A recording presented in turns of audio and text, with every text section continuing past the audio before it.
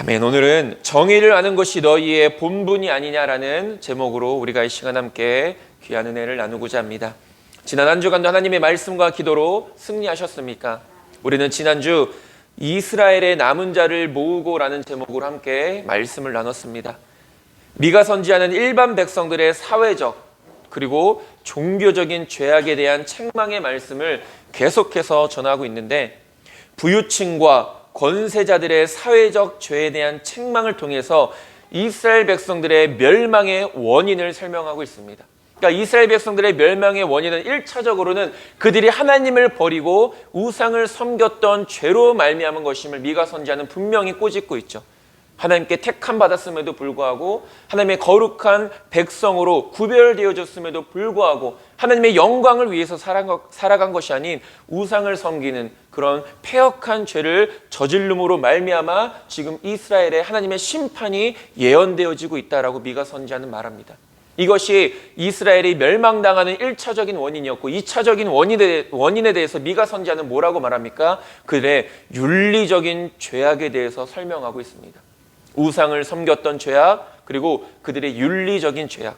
쉽게 말하면 그들은 정의와 공의를, 하나님의 뜻인 정의와 공의를 힘써 행하지 않았다라는 것이죠. 하나님의 백성임에도 불구하고 하나님을 떠났던 어리석음, 하나님의 거룩한 자녀로서 살아가야 함에도 불구하고 거룩하지 못한 삶을 살아갔던 이스라엘 백성들을 향한 하나님의 끊임없는 경고와 회개의 돌이킴의 말씀에도 불구하고 결코 그들은 그 하나님의 말씀에 귀를 기울이지 않았다라는 것입니다. 그로 말미암아 그들은 하나님의 심판을 받게 되었던 것이죠. 지도자들의 간계와 탐욕, 교만으로 인해서 백성들의 안위는 전혀 살피지 않고 불법을 통하여 자신들의 이익만을 취하며 살아가는, 돈이 있는 부유층들은 가난한 백성들의 재산을 횡령하고 탈취하는 행위들을 부끄럼 없이 행하고 있었다라는 것입니다.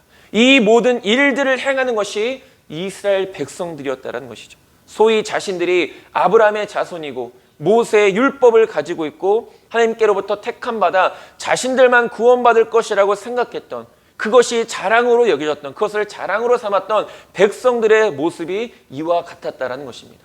믿지 않는 사람들이 이런 모습을 살아갔었으면 저들은 하나님을 믿지 않기 때문에 저렇게 살아간다라고 말할 것이었습니다. 그러나 이들은 하나님을, 소위 말하는 하나님을 믿는 백성들이었습니다. 그런데 그 믿음 자체가 잘못된 믿음이었다는 것이죠.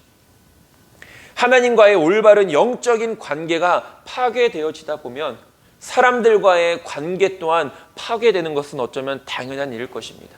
그러니까 사람과 사람 사이의 관계를 우리가 회복하기 위해서 우리가 먼저 회복해야 될 것이 무엇이라고 말하는 것입니까? 하나님과 우리의 영적인 관계라는 것입니다. 그렇기 때문에 무엇보다 그리스도인들은 세상 가운데서 정의와 공의를 힘써 행하며 살아갈 수 있어야 된다는 것이죠.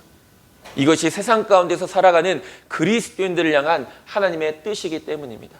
결국은 정의와 공의라는 것은 한 단어로 우리가 요약할 수 있습니다. 거룩함이라는 단어로 요약할 수 있다는 것입니다. 이것이 하나님의 뜻 아니겠습니까? 또한 미가 선지자는 백성들이 거짓 선지자들을 추종하는 죄에 대해서 책망하고 있습니다. 진실된 하나님의 말씀, 그들을 정말로 살리시기 위한 그들에게 책망의 말씀에는 귀를 기울이지 않고 그들의 마음을 즐겁게 하는, 그들의 귀를 즐겁게 하는 하나님이 주시지도 않은 말씀에 날마다 귀를 기울였다는 것이죠. 거짓 선지자들이 백성들에게 뭐라고 그들을 미혹합니까? 너희들은 절대로 하나님의 심판을 받지 않을 것이다. 하나님의 백성이 어떻게 하나님의 심판을 받겠느냐? 걱정하지 말아라. 그들을 이렇게 속였다라는 것입니다. 그런데 수많은 하나님이 보내신 믿음의 선지자들은 그들에게, 지금 백성들에게 뭐라고 말하고 있습니까? 너희들의 죄가 너무나도 크니 빨리 회개하고 하나님께 돌아서라. 그렇지 않으면 너희들이 반드시 하나님의 심판을 받을 것이다. 오히려 그 영혼을 살리기 위한 하나님의 진실된 말씀을 선포하지 않습니까? 그런데 거짓 선지자들은 지금 어떤 말씀을 선포하고 있습니까? 오히려 그들의 영혼을 더욱더 죽이는 거짓된 하나님의 말씀, 소위 자신들이 하나님의 말씀을 받았다라고 해서 그것을 백성들에게 전해서 백성들을 미혹하는 이런 거짓 선지자들의 이런 말들과 그들을 추종하는 죄에 대해서 미가 선지자는 분명히 꼬집고 있는 것을 보게 됩니다. 돌이키시기 위한 하나님의 말씀에 귀를 기울이지 않으니 결국 백성들은 하나님께로 돌아서지 않았고, 이는 곧 스스로가 멸망의 길을 걷는 어리석음의 모습으로 나타나게 되는 것을 보게 됩니다. 무엇보다 혼란스러운 이때에 우리는 더욱더 말씀에 대한 온전한 분별력을 가지며 살아갈 수 있어야 된다는 것이죠. 지난주에도 잠깐 언급했지만 맹목적인 신앙은 내 신앙을 죽이는 신앙이 될 수밖에 없다는 것입니다. 내가 진정한 말씀, 옳은 말씀을 들었다면 그 말씀을 맹목적으로 따르는 것이 아닌 우리 베레아 성도들처럼 그 말씀에 대해서 과연 성경이 그 말씀을 바르게 전하고 그 말씀을 대언하는 사람은 하나님의 말씀대로 그 하나님의 말씀을 선포하고 있는가, 그것을 우리 스스로가 성경책을 펴서 성경책을 살펴보면서 말씀을 묵상하면서 분별해낼 수 있어야 된다는 것이죠. 그러나 이렇게 백성들을 향한 하나님의 심판의 예언 가운데서도 하나님은 변함없는 사랑과 긍휼을 베푸시는 분이시기 때문에 회복의 예언도 함께 주시는 것을 볼 수 있게 됩니다. 하나님께서 그 백성들을 징계하시는 이유는 그들을 미워하시거나 그들을 버리시기 위함이 아니었다라는 것입니다. 오히려 그들을 살리시기 위해서, 오히려 그들을 건지시기 위해서, 오히려 그들을 회복하시기 위해서 징계하신다라고 말씀합니다. 요한계시록에서도 그 징계를 받는 우리의 자세가 어떠해야 된다라고 말씀하고 있습니까? 힘써야 되고 회개해야 된다라고 말하고 있습니다. 왜 그렇습니까? 그것은 우리를 살리시기 위한 하나님의 은혜이기 때문입니다. 그리고 또한 우리는 징계를 통하여서 내 죄를 깨닫게 되고 나의 모습을 돌아보게 되며 우리의 믿음이 더욱더 성숙해져 나가는 하나님의 은혜의 시간들이라는 사실을 기억할 수 있어야 됩니다. 혹여나 저와 여러분들이 스스로의 죄악으로 말미암은 하나님의 징계와 하나님의 심판의 자리에 우리가 지금 고난과 고통을 당하고 있다라면 하나님을 원망하는 것이 우선이 아닌 내 자신을 먼저 돌아보는 것이 우선임을 기억할 수 있어야 됩니다. 나의 고난을 통하여서 하나님이 내 죄를 발견하게 하시고 나의 고통의 순간들을 통하여서 하나님께 회개의 자리로 나아가게 하시는 하나님의 선하신 뜻과 우리를 향하신 변함없는 사랑이었다는 사실을 우리는 감사하며 나아갈 수 있어야 됩니다. 우리는 그렇게 믿지 않습니까? 하나님은 선하신 분이시라는 것. 이것이 우리가 지난주에 함께 살펴봤던 말씀이었고요. 오늘 본문 말씀은 이제는 이스라엘의 지도자들과 예언자들의 죄악에 대해서 살펴볼 텐데, 오늘은 통치자들의 죄악, 그리고 그 죄악으로 말미암은 하나님의 징계가 무엇으로 나타나게 되는지 함께 살펴보고 다음 주에 그 예언자들의 죄에 대해서 우리가 살펴보도록 하겠습니다. 첫 번째로 통치자들의 죄악과 하나님의 징계입니다. 미가 선지자는 오늘 본문에서 앞서 살펴봤던 1장과 2장에서와 마찬가지로 심판에 대한 경고를 계속해서 하고 있는 것을 보게 되는데, 그러나 앞에서보다는 좀 더 구체적으로 이스라엘의 정치 그리고 종교 지도자들의 죄악을 고발하고 그 죄가 이스라엘 전체에 미친 영향의 심각성을 강하게 지적하고 있습니다. 쉽게 말하면 한 사람의 지도자 혹은 한 사람의 통치자가 바로 서면 그 나라가 평안을 누리지만, 한 사람의 지도자나 한 사람의 통치자가 바로 서지 못하면 그 나라도 온전치 못하게 되어진다는 것입니다. 이것이 우리가 이 이스라엘의 성경을 통해서 보는 이스라엘의 역대 왕들의 그 기록에서 우리가 살펴볼 수 있는데, 당연한 이야기지만 우리가 성경을 통해서 본 이스라엘 백성들의 하나님을 향한 믿음은 나라를 통치하는 왕의 신앙에 많은 영향력을 받은 것을 볼 수 있게 됩니다. 그래서 므낫세라는 왕과 아사라는 왕에 대해서 우리가 잠깐 비교해 볼 텐데, 열왕기하 21장 2절에 보면은 이렇게 말하고 있습니다. 므낫세가 여호와 보시기에 악을 행하여 여호와께서 이스라엘 자손 앞에서 쫓아내신 이방 사람의 가증한 일을 따라서라고 말하고 있습니다. 여기서 말하는 이방 사람들의 가증한 일이 무엇입니까? 우상 숭배인 것입니다. 그러니까 므낫세 왕은 애초에 하나님 앞에 그의 아버지가 히스기야였는데, 히스기야 왕은 얼마나 훌륭한 왕이었습니까? 그러나 그 아버지의 신앙을 따르지 못하고 지금 므낫세 왕은 여호와께 악을 범하는, 우상을 섬기는 가증한 일을 범하고 있다는 것입니다. 그리고 열왕기하 21장 3절에서 그의 아버지 히스기야가 헐어버린 산당들을 다시 세우며 이스라엘의 왕 아합의 행위를 따라 바알을 위하여 제단을 쌓으며 아세라 목상을 만들며 하늘의 1월 성신을 경배하여 섬기며 라고 말하고 있습니다. 아버지가 그동안 믿음으로 세웠던 그 모든 것들을 한순간에 다 허물어버리고 우상을 섬기던 제단과 산당들을 히스기야 왕이 다 헐어버렸는데, 지금 므낫세 왕, 그의 아들인 므낫세 왕은 그것을 우상을 섬기기 위하여 다시 세우는 것을 볼 수 있게 됩니다. 이렇게 패역한 므낫세 왕. 결국은 백성들까지도 죄악의 길을 쫓게 되는 것을 보게 됩니다. 열왕기하 21장 9절에 말합니다. 이 백성이 듣지 아니하였고 므낫세의 꾀를 받고 악을 행한 것이 여호와께서 이스라엘 자손 앞에서 멸하신 여러 민족보다 더 심하였더라 라고 말합니다. 백성들이 누구의 꾀임에 넘어갔습니까? 므낫세의 꾀임에 넘어갔습니다. 므낫세는 왕입니다. 그리고 하나님이 세우신 왕, 하나님이 세우신 그 자리이기 때문에 최선을 다해서 자신의 책임을 다해야 될 그 왕이 우상을 섬기는 죄로 말미암아 지금 왕을 따르는 백성들까지도 우상을 섬기는 죄악된 길로 나아가게 되는 것을 볼 수 있게 됩니다. 이렇게 한 사람의 왕, 이스라엘의 역사를 통해서 므낫세라는 왕이 잘못된 길을 걸어갔을 때 그 왕을 따르는 백성들까지도 잘못된 길로 나아가게 되는 것을 보게 됩니다. 결국 이렇게 패역한 백성들을 향한 하나님의 심판은 무엇으로 나타나게 됩니까? 열왕기하 21장 14절에서 15절은 이렇게 말합니다.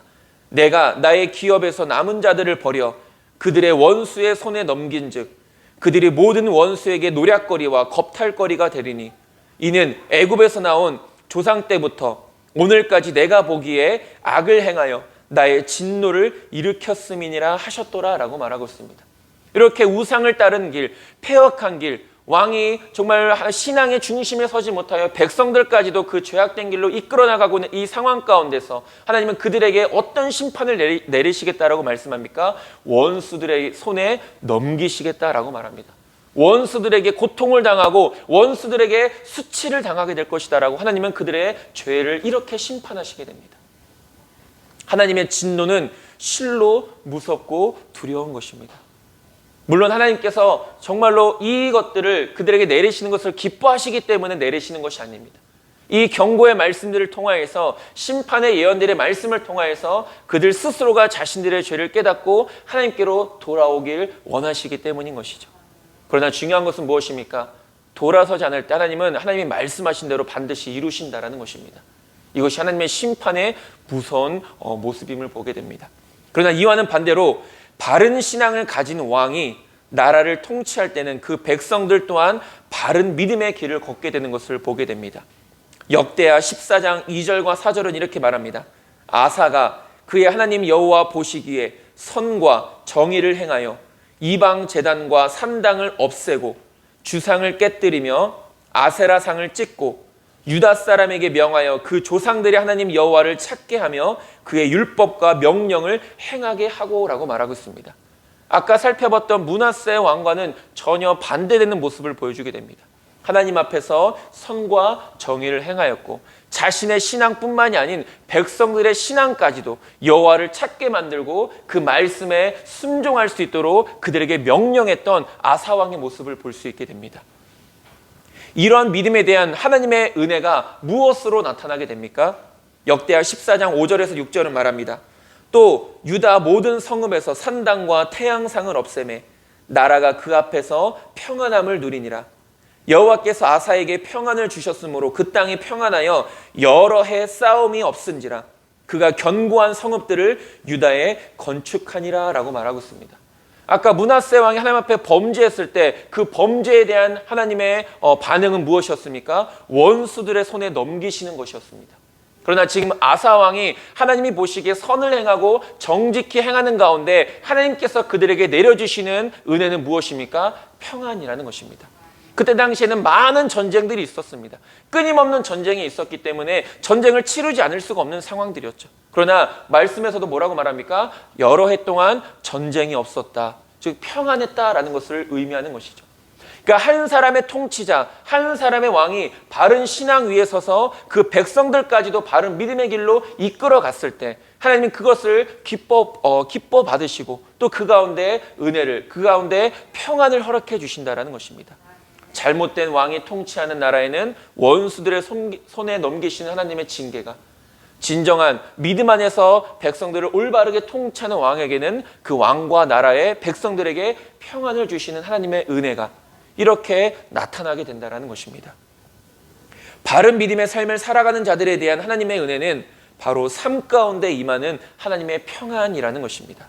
그러기 위해서 저와 여러분들도 진정으로 하나님의 평안을 온전히 누리는 삶을 살아가길 원하신다면 우리가 하나님 앞에서 그 말씀 가운데, 기도 가운데 온전한 믿음으로 바로 서 있을 수 있어야 된다는 것입니다. 내가 온전한 믿음을 살아가지 않는 가운데 아무리 하나님 앞에 평안을 구하고 아무리 하나님 앞에 은혜를 구해도 하나님은 그 부르짖음에 응답해 주실 수가 없다는 것이죠. 왜 그렇습니까? 그것이 하나님의 법이기 때문입니다. 그것이 하나님의 뜻이기 때문입니다. 우리가 뒤에서도 기도에 대해서 살펴보겠지만 기도라는 것도 마찬가지입니다. 기도라는 것은 삶과 관련되어 있는 것입니다.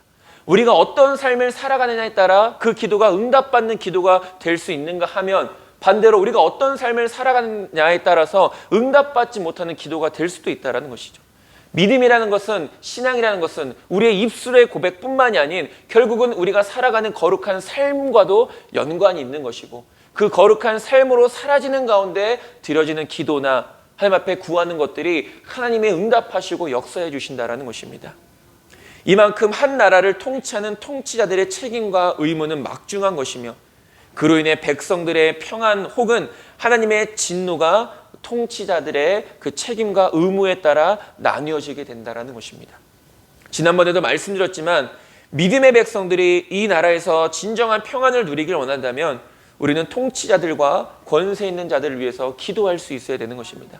나라와 민족을 위해서 기도할 수 있어야 되는 것입니다. 네 편, 내 편이 아닌 정말로 그들이 하나님을 두려워하고 하나님을 경외하는 가운데 하나님께서 맡겨주신 그 자리에서 최선을 다할 수 있도록 우리는 힘써 기도해야 됩니다.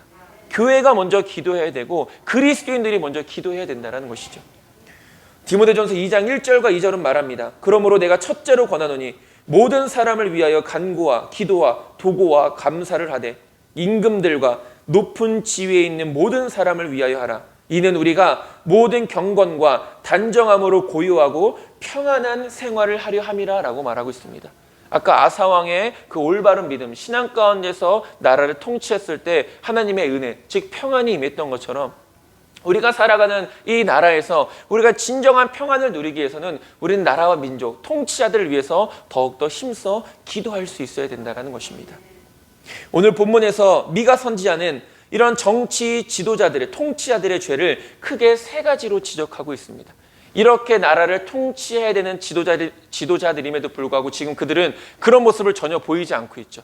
그리고 크게 세 가지 죄악에 대해서 지금 미가 선지자는 꼬집고 있는데, 첫 번째로는 하나님으로부터 위임받은 통치자로서 공의를 실천하지 않는 직무유기의 죄에 대해서 꼬집고 있는 것을 보게 됩니다. 직무유기. 1절에 뭐라고 말합니까? 야곱의 우두머리들과 이스라엘 족속의 통치자들아, 들으라. 정의를 아는 것이 너희의 본분이 아니냐라고 말하고 있습니다. 정의를 아는 것이 너희의 본분이 아니냐. 우리가 계속해서 반복되고 있는 단어가 정의와 공의라는 단어입니다. 계속해서 반복되고 있다라는 것은 두 가지 의미를 나타내고 있습니다. 첫 번째, 그만큼 중요하기 때문입니다. 중요하기 때문에 계속해서 반복하는 것이죠. 그리고 두 번째, 그들이 지키고 있지 않기 때문입니다. 계속해서 반복되어지는 이유.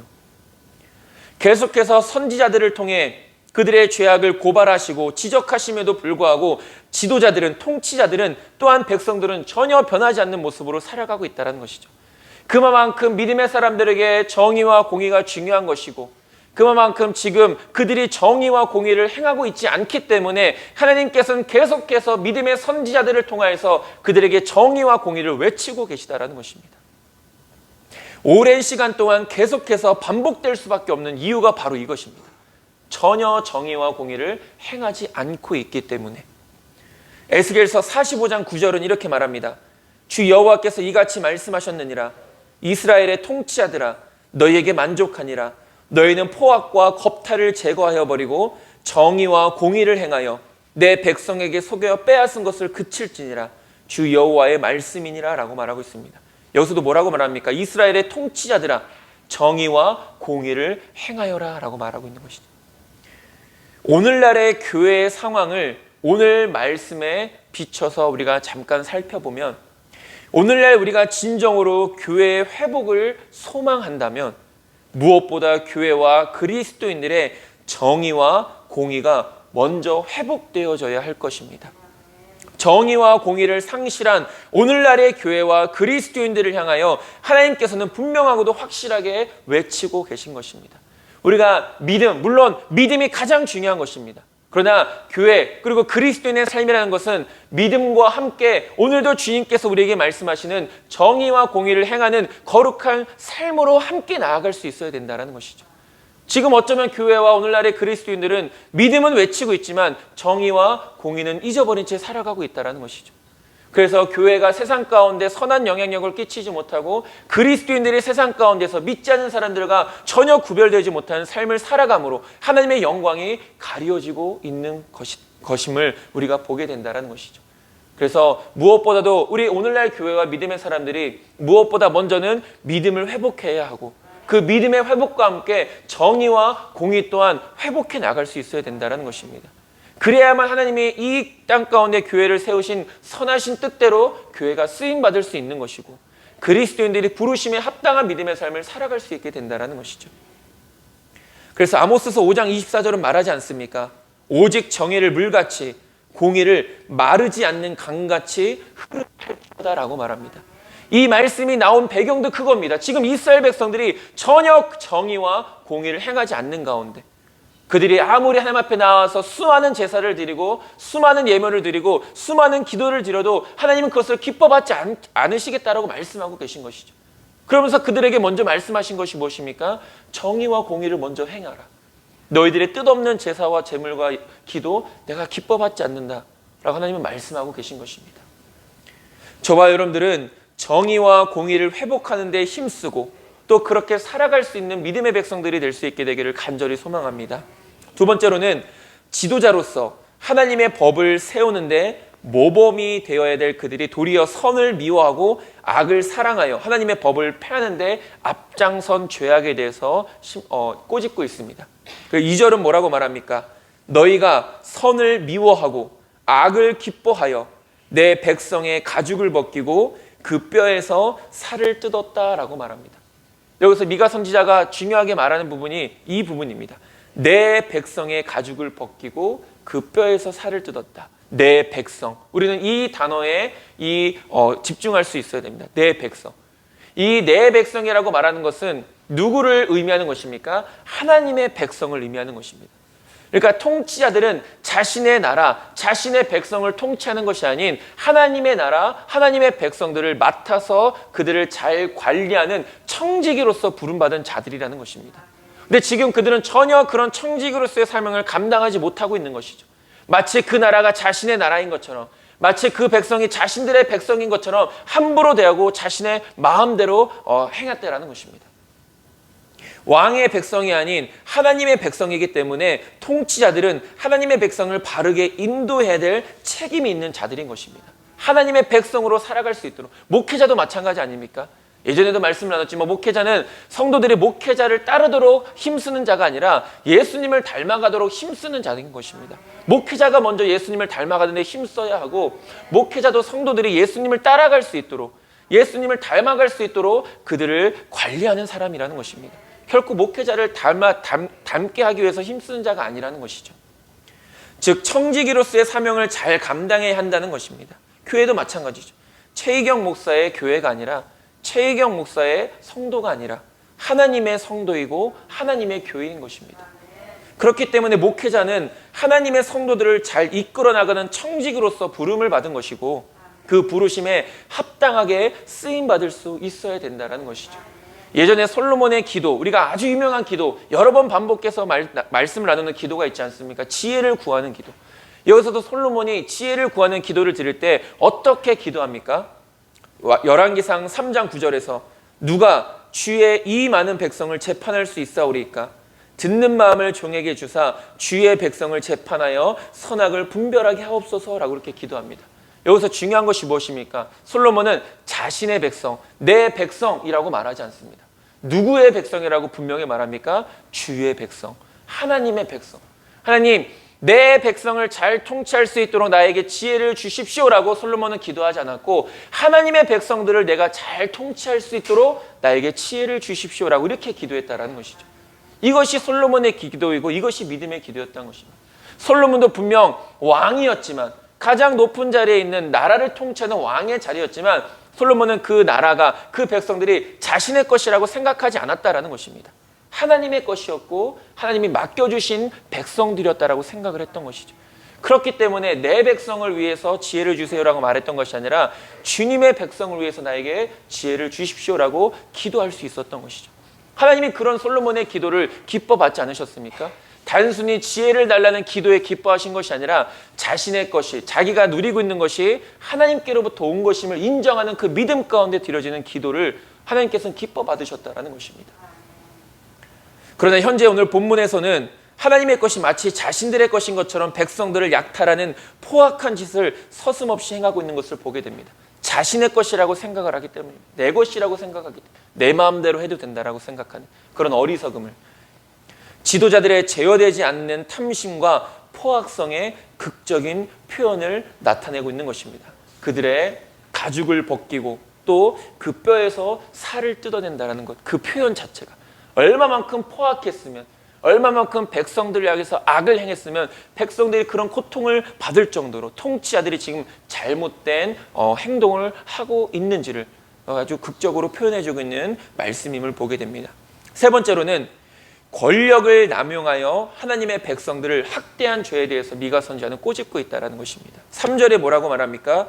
그들의 살을 먹으며 그 가죽을 벗기며 그 뼈를 꺾어 다지기를 냄비와 솥 가운데에 담을 고기처럼 하는도다 라고 말하고 있습니다.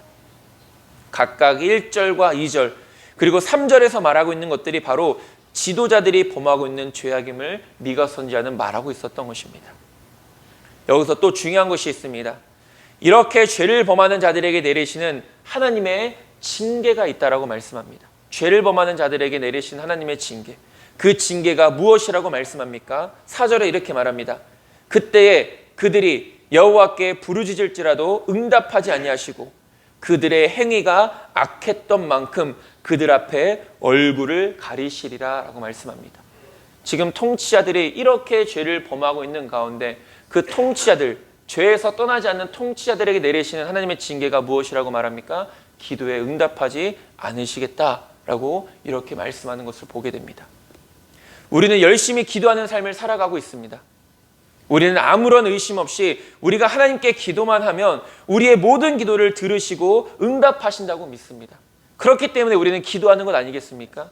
하나님은 전능하신 하나님이시고 하나님의 자녀들, 백성들의 그 음성에 귀를 기울이시는 분이시며 하나님의 선하신 뜻 가운데 우리의 기도에 응답해 주시는 능력의 하나님, 우리는 그 능력의 하나님이심을 믿기 때문에 하나님 앞에 기도하며 나아가는 것입니다. 그러나 성경이 우리에게 분명히 말해주고 있는 것은 기도의 응답이라는 것은 우리의 삶과 밀접한 관계가 있다는 것입니다. 단순히 부르짖으면 하나님께서 응답해 주시는 것이 아니라 부르짖는 가운데 우리가 어떤 믿음의 삶을 살아가느냐, 하나님은 우리의 삶까지도 같이 보신다는 것이죠. 단순히 기도에 무조건적으로 응답해 주시는 것이 아니라 우리가 어떤 삶을 살아가는 가운데 하나님 앞에 부르짖느냐. 오늘 본문에서도 말하고 있지 않습니까? 지금 지도자들은 하나님 앞에서 큰 죄를 범하고 있습니다. 정의와 공의를 행하지 않으며 선을 미워하고 악을 기뻐하며 백성들을 약탈하고 있으며 자신들의 권력을 이용해 백성들을 학대하고 있습니다. 이러한 삶을 살아가는 지도자들이 자신들은 하나님께 나아가서 기도한다고 한들 누가 봐도 저들은 기도하는 삶을 살아가고 있는 것처럼 보여지지만 정작 하나님께서는 그 기도를 듣지 않으신다라는 것입니다. 아무리 많이 기도한다 할지라도 말입니다.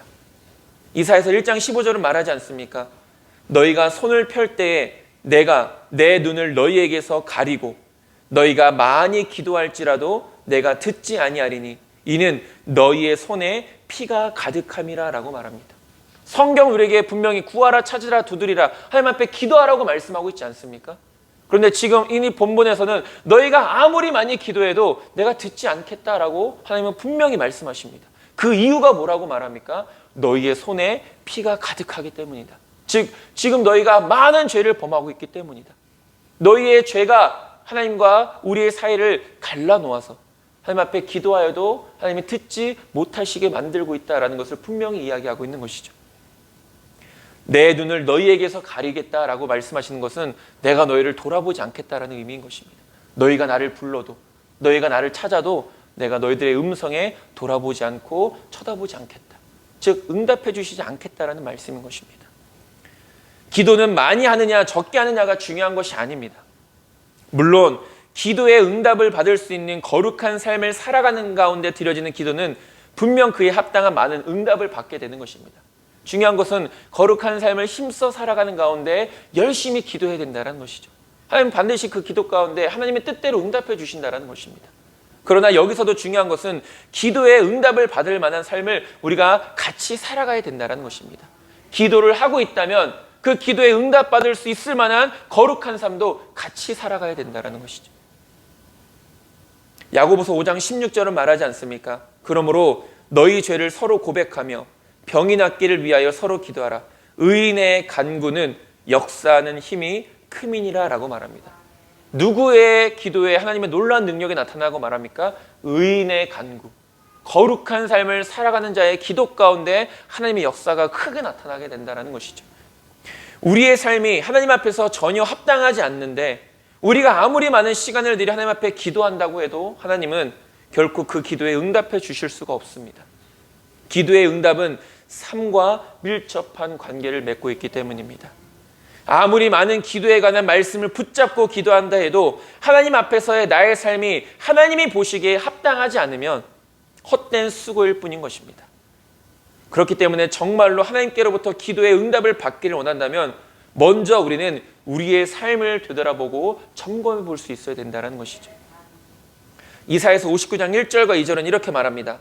여호와의 손이 짧아 구원하지 못하심도 아니요 귀가 둔하여 듣지 모타심도 아니라 오직 너희 죄악이 너희와 너희 하나님 사이를 갈라놓았고 너희 죄가 그의 얼굴을 가리어서 너희에게서 듣지 않으시게 함이니라 라고 말합니다.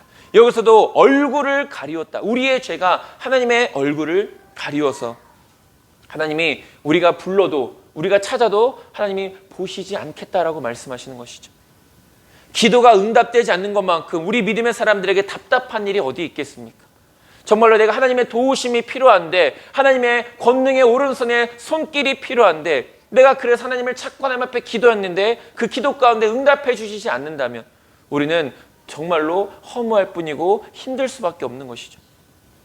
사울왕은 하나님께 기도하여도 응답되지 않자 세상적인 방법 즉 무당을 찾아가는 어리석음을 범하게 됩니다. 여기서도 하나님은 사울왕의 기도를 응답해 주시지 않는 이유에 대해서 그의 죄악 때문이라고 말씀하십니다. 사무엘상 28장 6절은 말합니다. 사울이 여호와께 묻자오되 여호와께서 꿈으로도 우림으로도 선지자로도 그에게 대답하지 아니하심으로라고 말합니다. 얼마나 답답했겠습니까? 지금 자신의 나라가 위험한 상황에 처해 있고 적군이 지금 쳐들어와서 어려운 상황 가운데 놓여져 있는데 빨리 하나님 앞에 기도해서 하나님의 응답을 받아야 되는 그때에 아무리 하나님 앞에 기도해도 아무리 여러 가지 방법을 다 동원해서 하나님의 뜻을 묻고자 해도 하나님은 어떤 방법으로도 응답해 주시지 않는 그 사울왕의 지금 그 상황, 그리고 결국은 그가 하나님 앞에 하나님이 응답해 주시지 않자 무당을 찾아가는 또 다른 어리석음을 범하게 되는 것을 볼 수 있게 됩니다. 어쩌면 우리 믿음의 사람들에게 가장 큰 하나님의 징계는 기도에 응답해 주시지 않는 것일 수도 있습니다. 그것만큼 두려운 것은 없습니다. 기도에 응답해 주시지 않는 것. 우리가 죄에서 돌이키지 않는 가운데 하나님께 기도하여도 응답되지 않는 이유는 하나님과의 영적인 관계가 온전치 못하기 때문입니다. 아까 이사야서 말씀에서 말하지 않습니까? 하나님과 우리의 사이를 갈라놓는다. 죄라는 것이 영적인 관계가 끊어졌다라는 것이죠. 그렇기 때문에 기도의 응답을 받기를 원한다면 하나님과의 관계를 먼저 회복시켜 나갈 수 있어야 되는 것입니다. 더 많이 더 힘써서 기도하려고 하는 것이 아니라 하나님과의 관계를 먼저 회복할 수 있도록 힘써야 되는 것. 하나님과의 관계를 회복시키는 일은 무엇을 통해서 이루어지는 것입니까? 아까 하나님과의 관계가 우리의 관계가 죄로 인해 끊어진 것이었다라고 말하고 있다면 그 관계를 다시 회복시키는 것은 결국은 회개라는 것입니다. 회개를 통해서 끊어져 버렸던 갈라져 버렸던 하나님과 우리의 관계를 다시 회복시켜 나가는 것. 그리고 그런 가운데 거룩한 믿음의 삶을 살아가면서 하나님 앞에 기도하는 것. 그 기도를 하나님이 들으시고 응답해 주신다라는 것입니다. 회개는 우리의 죄악으로 인한 하나님과 우리의 갈라진 사이를 다시 회복시키는 하나님의 은혜인 것입니다. 진정한 회개를 통하여 하나님과의 관계가 회복되어지고 하나님의 거룩한 백성으로서 믿음의 삶을 살아가는 가운데 기도하는 모든 것들을 하나님께서 들으시고 반드시 하나님의 선하신 뜻 가운데 응답해 주신다는 것이죠. 우리는 하나님이 우리의 기도를 듣지 않으신다고 불평하거나 원망해서는 안 됩니다.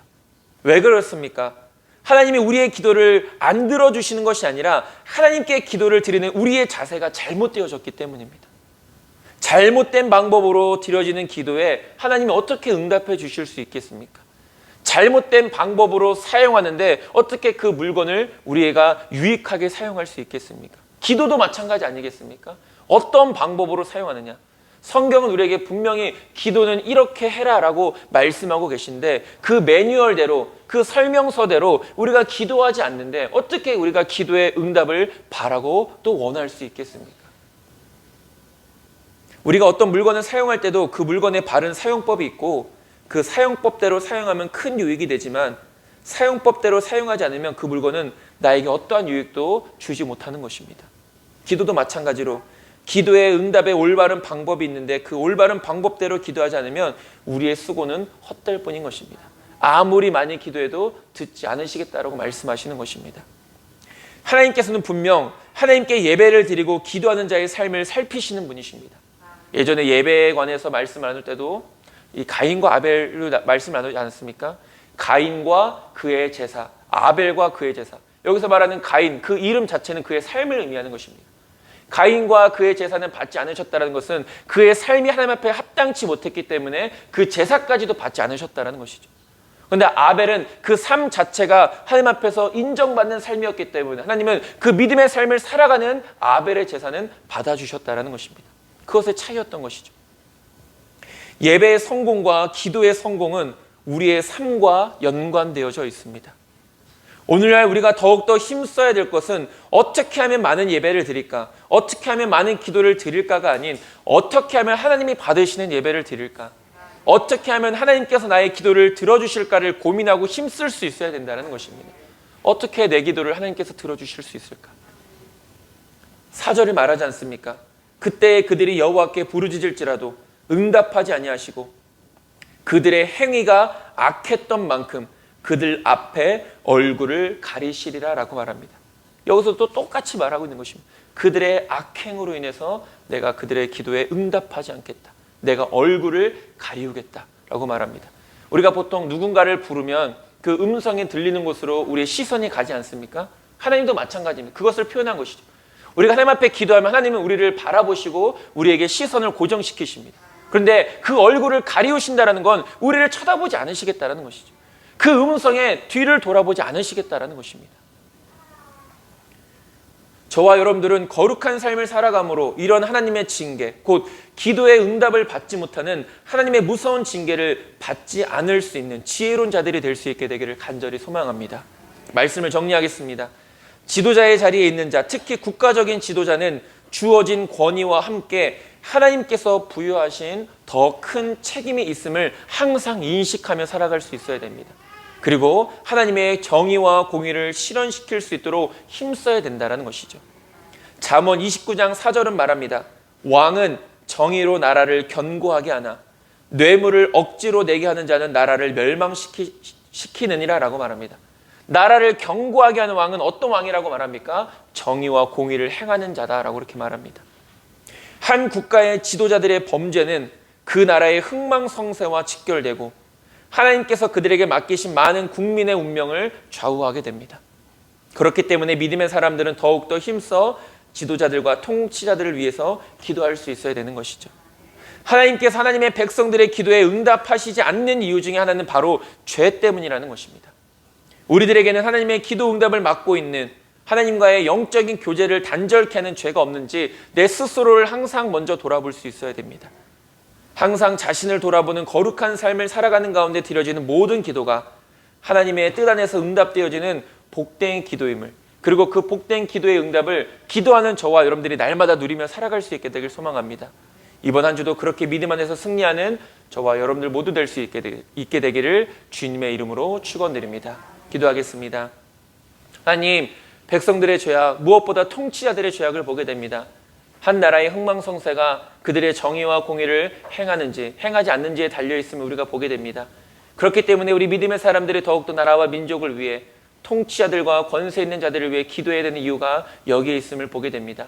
하나님, 정말 저들에게 지혜를 주시고 무엇보다 하나님을 두려워할 수 있는, 하나님을 경외할 수 있는 믿음을 허락하여 주셔서 그들이 통치하는 가운데 우리가 참된 평안을 누릴 수 있도록 인도하여 주시옵소서. 기도하여도 응답받지 못하는 것은 우리의 죄악 때문이라고 말씀하십니다.